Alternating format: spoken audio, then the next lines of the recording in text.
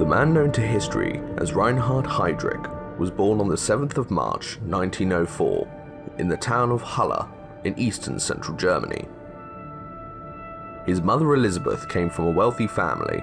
and his father Richard was a noted tenor singer, composer, and patriotic German who instilled his love of the fatherland, along with his passion for music, in his children from an early age.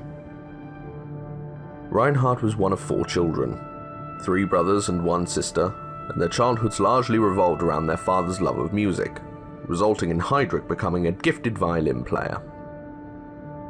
He also proved to be a capable student in school and was considered to be a promising athlete, excelling at swimming and in particular at fencing. The family were also relatively well off, which gave the children a comfortable childhood. But when the First World War broke out in 1914, when Reinhard was 10, Germany's economy was slowly worn down, until by the end of the conflict, even well-off families had started to suffer. After Germany's capitulation, the political landscape in the country became increasingly polarized and fragmented, resulting in radical far-left political groups forming, who then tried to gain control of the various German states in violent incursions. This in turn led to right-wing nationalist movements being formed to counter the communists, who blamed the far left for weakening the country to sustain the fighting towards the end of the war. These groups were named Freikorps, or Freikorps in English, who were paramilitary groups consisting largely of former soldiers who had returned to the Western Front, as well as the right-wing nationalists. Then, in 1919, when Reinhard was age 15, skirmishes broke out in his hometown, which led to the communists taking control, prompting him to then join the local Freikorps unit, who wrestled back the town from the communists. The widespread discontent in Germany was also further compounded as the country continued to suffer from widespread food shortages, unemployment, and hyperinflation, which made even basic food such as bread unaffordable. However, one of the few job opportunities that still lay open to middle-class young men like Reinhard was the military, which culminated in him fortunately being accepted into the German Navy in 1922 as a cadet.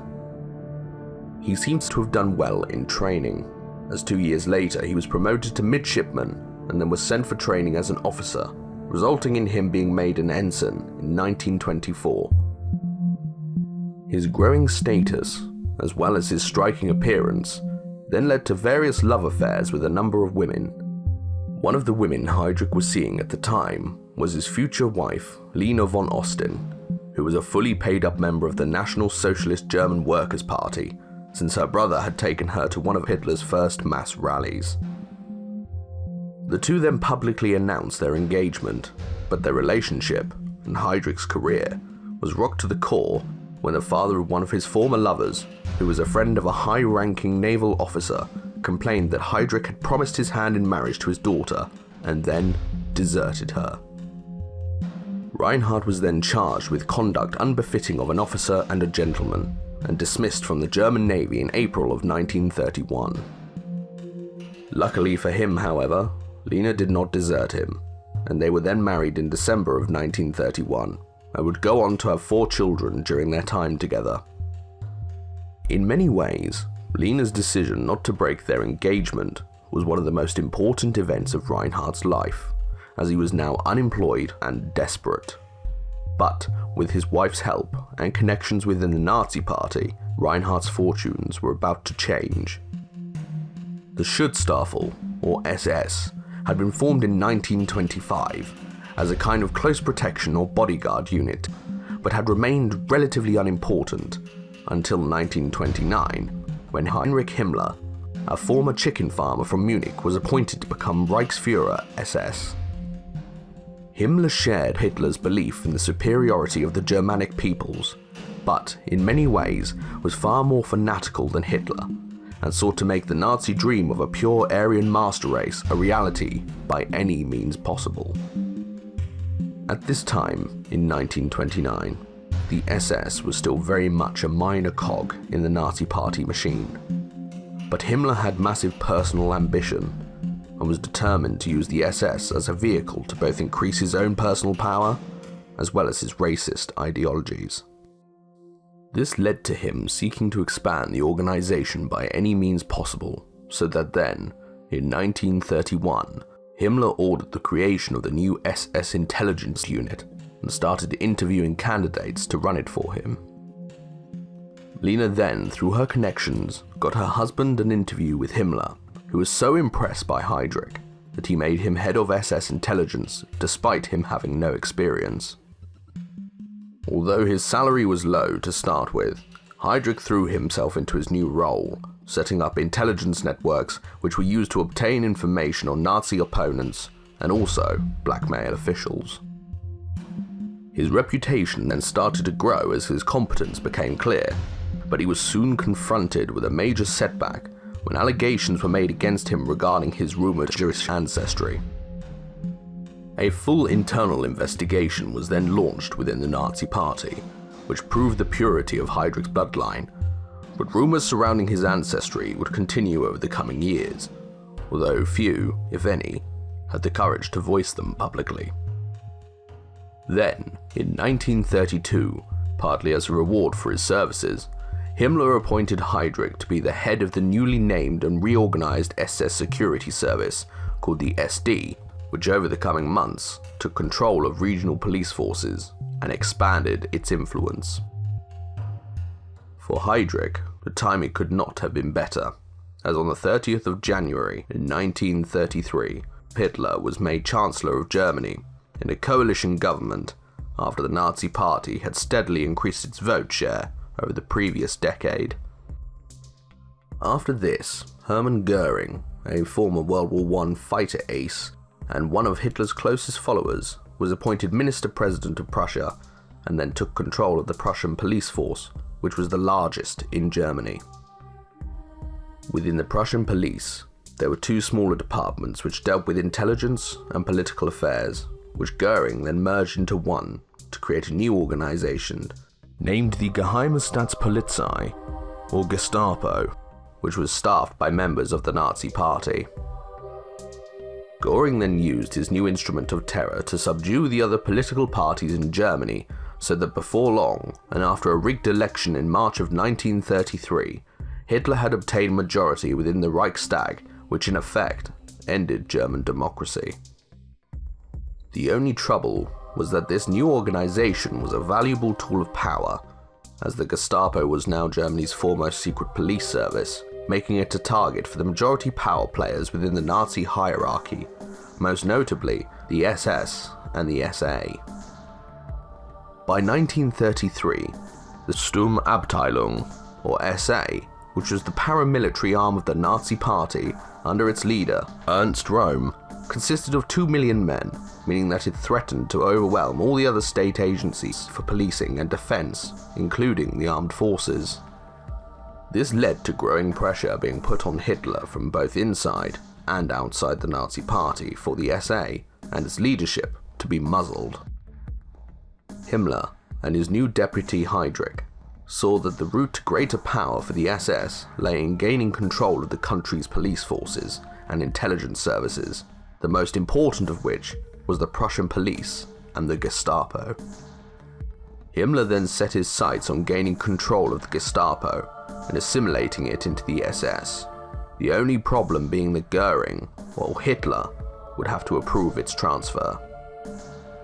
It became increasingly evident, however, that both Goering and his subordinates were ineffective in being able to control the unruly SA, who by now were randomly beating up and interrogating thousands of German citizens every single day,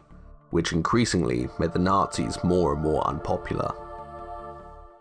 Hitler then acted in April of 1934 and appointed Himmler as an inspector of the Gestapo, although Goering still effectively had overall control of the organization. Heydrich was then, unbelievably, as he was only 30 years old in 1934, appointed to the head of the Gestapo and the SD, which effectively made him Germany's police and intelligence chief. Himmler then intelligently positioned the SS firmly behind Hitler, whilst Ernst Röhm, on the other hand, in 1934, had made demands that the German army should merge with the SA and had even insulted Hitler in public. This effectively decided Rome's fate in the Führer's eyes, and he then ordered Goering to draw up a list of persons both inside and outside the Nazi Party who were to be eliminated. This operation was called Operation Hummingbird, but it is known today as the Night of the Long Knives, and Goering then delegated the responsibility for the operation's implementation to Himmler and Heydrich. Hummingbird was then put into action on the 30th of June 1934, when leading members of the SA, including Ernst Röhm, were arrested and shortly afterwards killed, along with hundreds of other political and personal enemies of the Nazi hierarchy. This purge appeased the German army and the political establishment who had pressured Hitler to act against the SA, and was also beneficial to him as he had successfully liquidated his enemies throughout Germany and forced his followers, especially the SS, to prove their loyalty by taking part in the purge. Himmler and Heydrich had also emerged from 1934 as two of Nazi Germany's most powerful men, and they then moved to crush any further opposition amongst the population to appease Hitler and further increase their own power. Hermann Goering was then formally made head of the German Air Force, or Luftwaffe, in 1935, which then resulted in the Gestapo coming fully under the control of the SS shortly afterwards, and Himmler was then made head of all the various German police forces in 1936, which effectively gave both him and Heydrich mastery of all security and policing within the Third Reich. There was now a clear chain of command within the SS, as Himmler now only answered directly to the Führer, whilst Heydrich in turn answered only to Hitler and Himmler.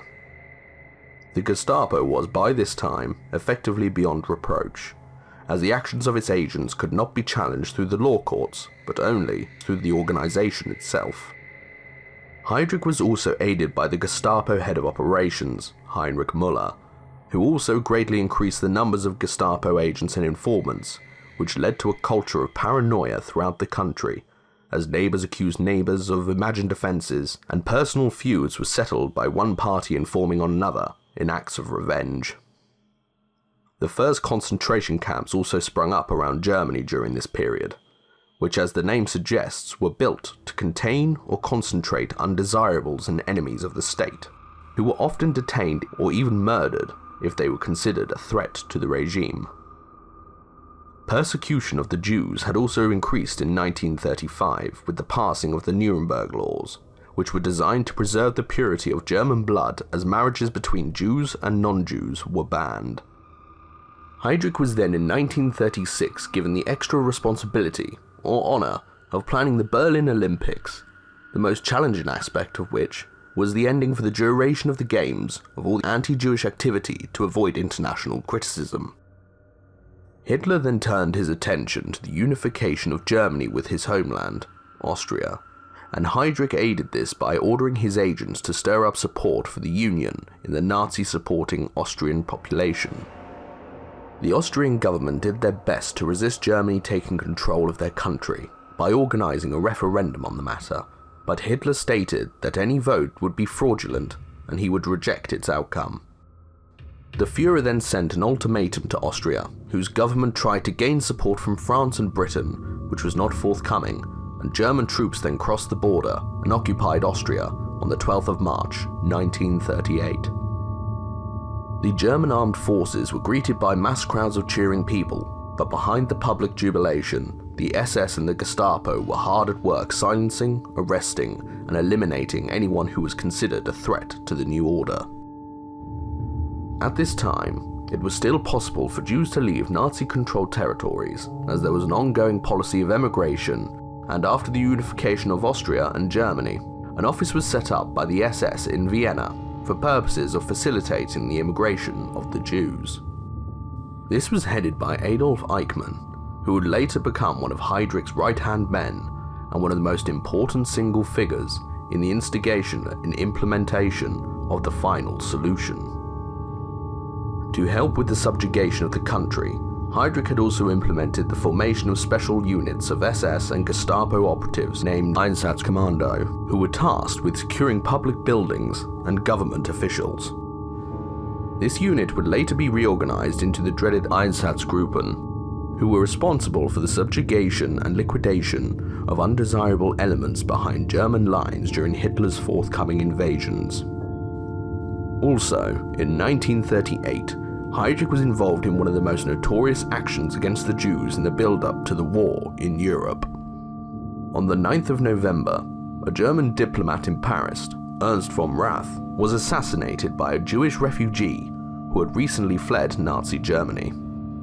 In reprisal, propaganda minister Joseph Goebbels gave a speech stating that demonstrations against the assassination would not be organized by the Nazi government, but it would also not hamper any if they were to arise. This effectively gave anyone who wanted to a free hand to attack Jewish people or property without any fear of state intervention. Over the coming days, Heydrich gave the Reichspolice Service precise instructions not to interfere with anti-Jewish riots that broke out as a result of Goebbels' speech, in which tens of thousands of Jews were arrested, beaten, and had their properties vandalized. These riots from the 9th to the 10th of November 1938 became known as Kristallnacht, or the Night of Broken Glass, in reference to the window glass of Jewish properties that covered the streets after the riots. As Austria had now been assimilated into the German Reich, Hitler then turned his attention to the Sudetenland areas of Czechoslovakia, which held large populations of German-speaking peoples. The German army had by this time been placed at combat readiness to invade the country, but Hitler, using a combination of threats and bluffs, managed to secure the Munich Agreement from France and Britain, in which they promised not to interfere in Hitler's annexation if he agreed not to pursue any further territorial expansion.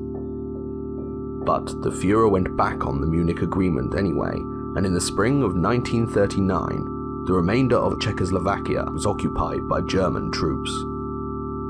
Once again, Heydrich's Gestapo and SS swept through Czechoslovakia, clearing it of anyone deemed to be a threat, and soon the country was begrudgingly under Germany's heel, for the time being at least. Hitler had now successfully taken over Austria and Czechoslovakia by the use of bluff, but given that he had gone back on his word not to embark on further expansion, he could not hope to annex any more territory by peaceful means.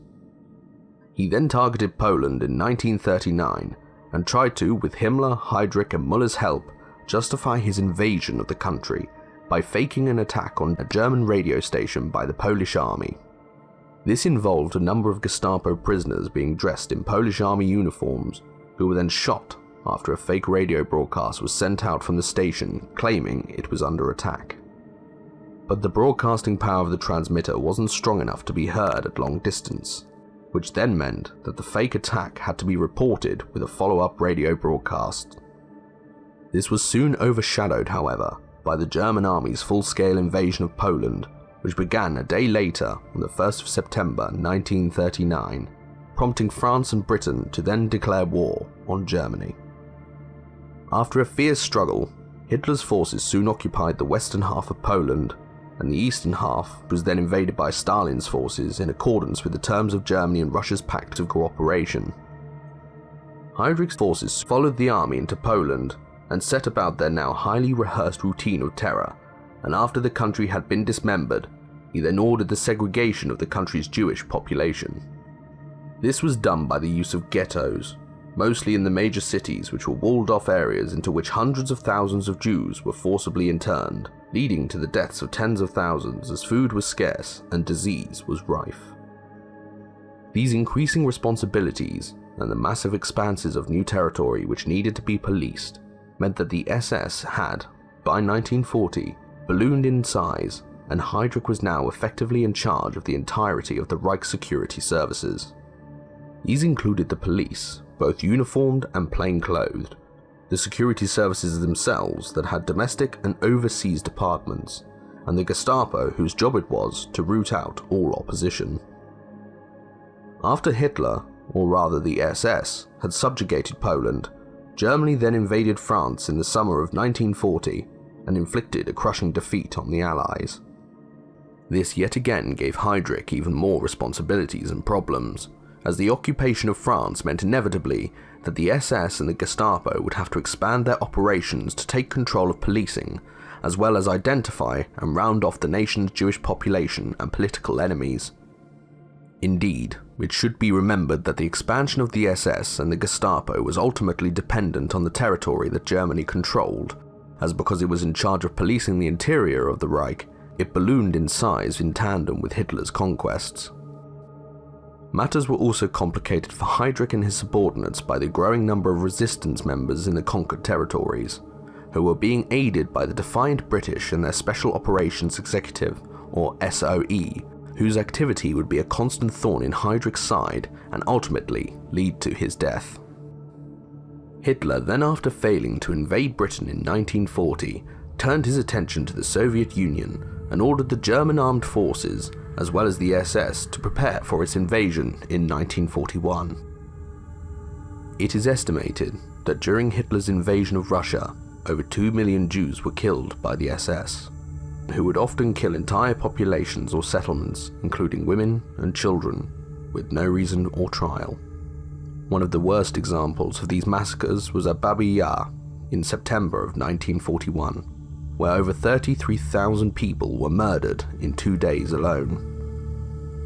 However, the argument could be made that Heydrich's forces greatly damaged Germany's chances of winning the war in Russia,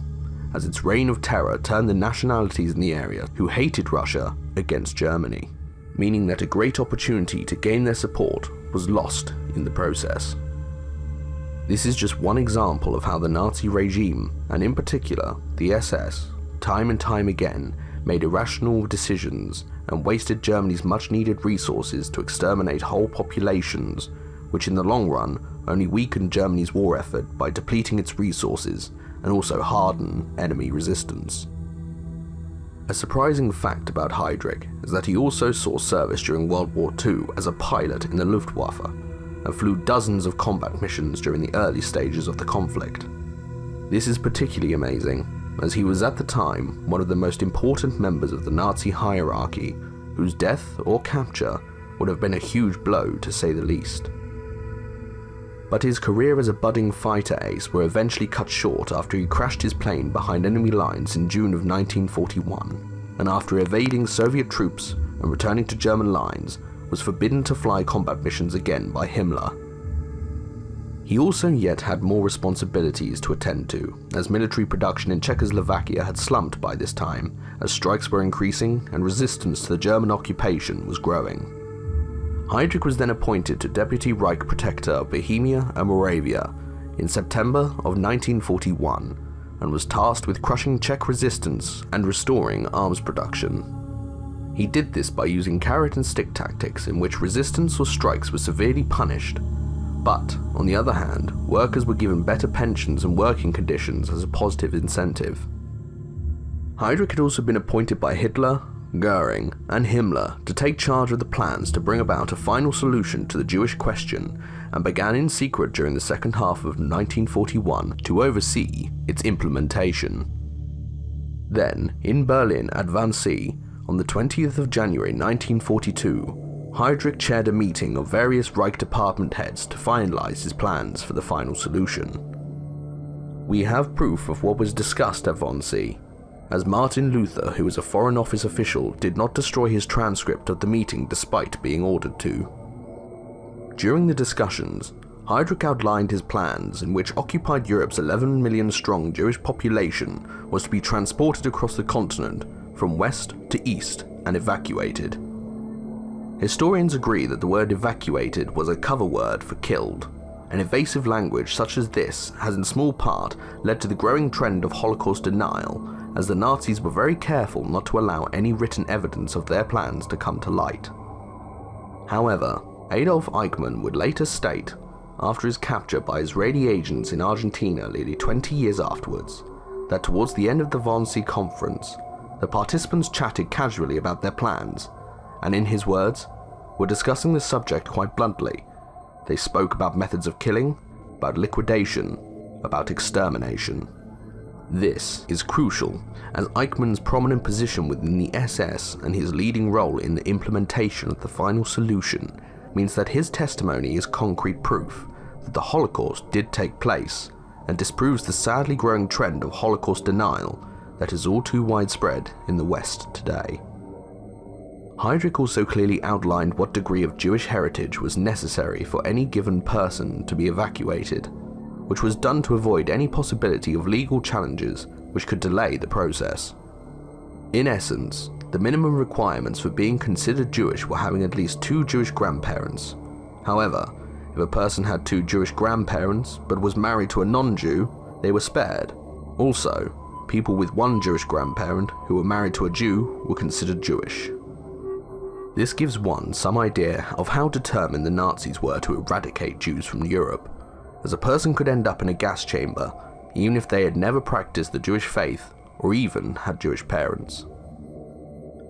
In the weeks and months after the Wannsee conference, the plans for the implementation of the final solution were put into place, resulting by the spring of 1942 in permanent gas chambers being completed at death camps such as Auschwitz and Treblinka, where over the coming years, nearly 2 million people including Jews, homosexuals, political prisoners, and gypsies were gassed alive and then incinerated. These, along with other concentration camps, death camps, and the actions of Heydrich and Himmler's Einsatzgruppen, resulted by 1945 in the deaths of over 6 million Jews, and possibly up to 17 million persons in total if prisoners of war and political prisoners are included. Heydrich was now at the very peak of his career after Wannsee, and in the spring of 1942, he could have been forgiven for thinking the future belonged to him, as war in the East had still not turned against Germany, and his position was stronger than ever within the Nazi hierarchy. But his brutality and ruthlessness would in the end prove to be his undoing, as in Britain, the Czech government in exile led by Edward Beneš, aided by his former head of Czech intelligence, František Moravec, had identified Heydrich as a potential target for assassination. Beneš had decided that some kind of operation was necessary as the Czech government in exile was not officially recognized by the British. Therefore, he wanted to undertake a major operation against the Nazi regime in Czechoslovakia in order to gain greater diplomatic leverage so that Czechoslovakia would be reformed as a nation after the war. To achieve this goal, and with the British government's approval, Czech soldiers were specially chosen and were then put through a rigorous training regime to prepare them to be dropped behind enemy lines into Czechoslovakia in an operation codenamed Anthropoid. 2 men named Jan Kubiš and Joseph Gabčík were then chosen to carry out the operation and were then, along with their commandos, dropped into Czechoslovakia in December of 1941 in a British Halifax bomber. But as was often the case, none of the operatives were dropped in the correct location. But Kubiš and Gabčík were luckily found by Czech resistance members who smuggled them into Prague, where they would then spend the following months being transferred back and forth between various safe houses. The British had equipped the operatives with collapsible submachine guns known as Sten guns, which could be dismantled and hidden with ease, as well as grenades which were designed to explode on contact after being thrown. Fortunately for Kubiš and Gabčík, Heydrich, despite living off the capital of an occupied country, had maintained his casual attitude to his personal security, as he would often drive from his villa in the suburbs of Prague into the city centre and his headquarters at Prague Castle in an open-top Mercedes with only his driver to protect him. Himmler had visited Prague in April of 1942 and was appalled by Heydrich's disregard for his own safety, but thankfully for the Czechs, Heydrich continued to display his characteristic arrogance and ignored Himmler's orders to travel with an armed escort. After spending several weeks studying Heydrich's daily routine, as well as the route Heydrich took into Prague, Kubiš and Gabčík then chose the spot to carry out their attack.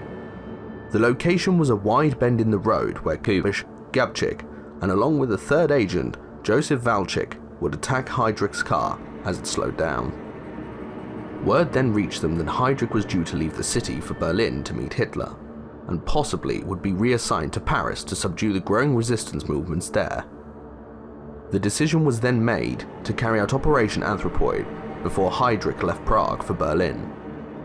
The 3 men then took up their positions on the morning of the 27th of May, 1942, with Valchik positioned before the bend in the road with a mirror with which he would signal his comrades when he saw Heydrich's car approaching.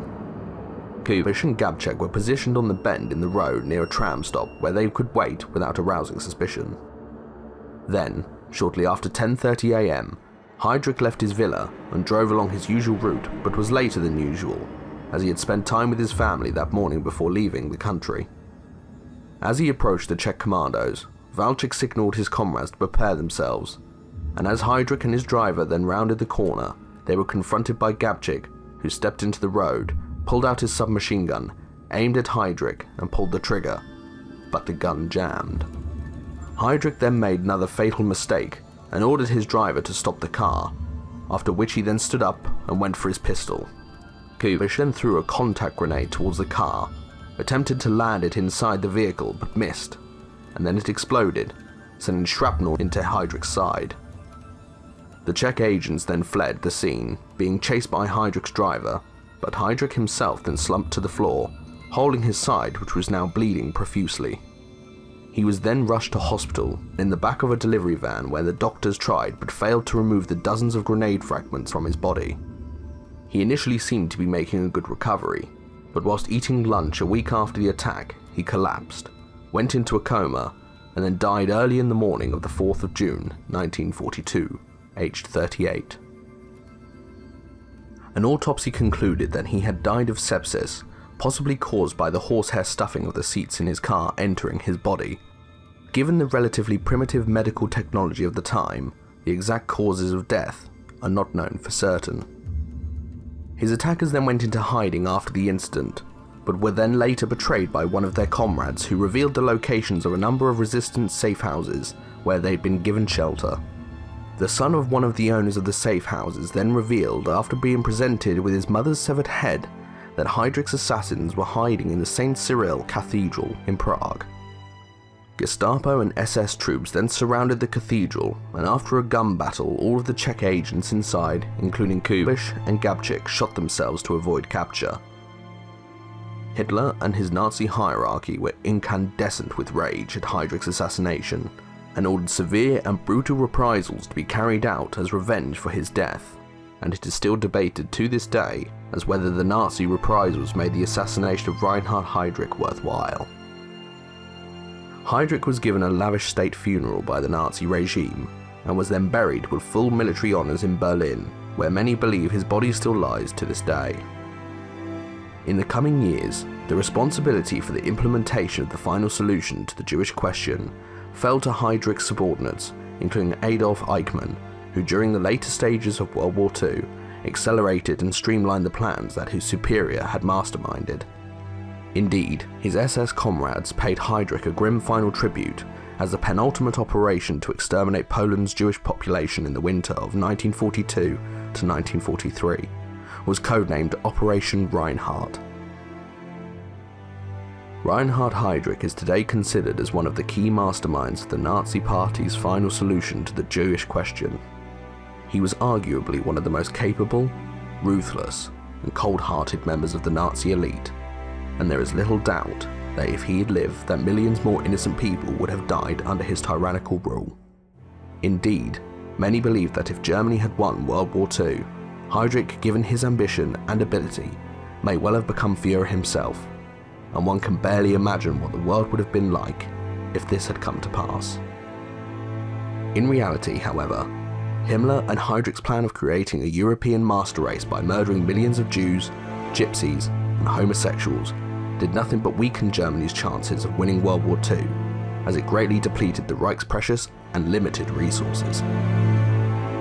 Reinhard Heydrich was more than any other person responsible for masterminding and instigating the details of the Holocaust,